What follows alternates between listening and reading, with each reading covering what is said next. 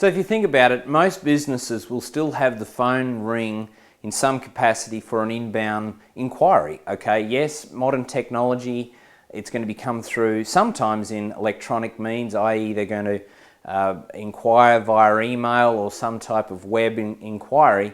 A lot of the time, still, the phone needs to ring for that inbound inquiry to happen. If that's your business, well then let's look at some of the crucial parts of that. I'd say probably the lion's share, 80% of the time, the person's going to be ringing in asking around the price, okay? It's like, how much for this, or etc, etc.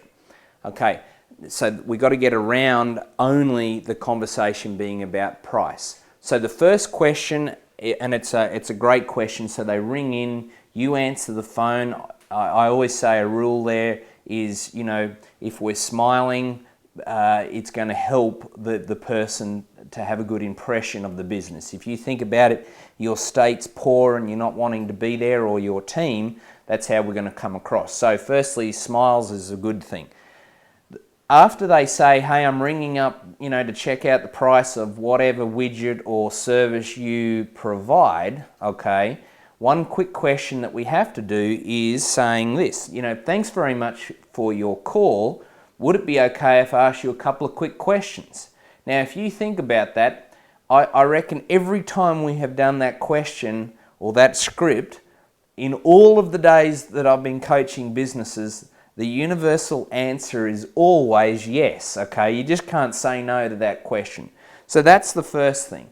The next question from you or your team must be around how they heard about you, okay? So that we can record on our tests and measure that what marketing channel is working. Okay, now some people do this at the back end of the call just before they're about to hang up. My preference is just get it out of the road at the front of the call. All right, so after this one, you're just going to say, hey, quick question, Mary. How did you actually hear about us? Oh, I heard you through Yellow Pages, or Bob referred me, or whatever, so that I can mark down on our test and measure sheet so that I know what marketing channel is working. Then, all right, after we've done that, your business, write this point down, is you need to have about, depending on what you're in the business of, I would say between 1 and 3 questions, okay? So you're going to ask, well, tell me a little bit about, or, you know, if it, like, let's just say an example of a car. So how old is your car?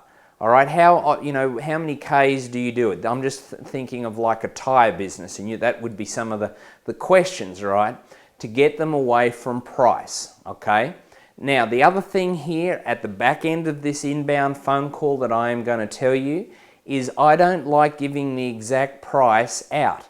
Why? Because it locks us into, or it sets a benchmark in our prospect's mind that that's the price. And normally it's better to give a bandwidth, okay? And I'll normally say, look, it's going to be between X and Y.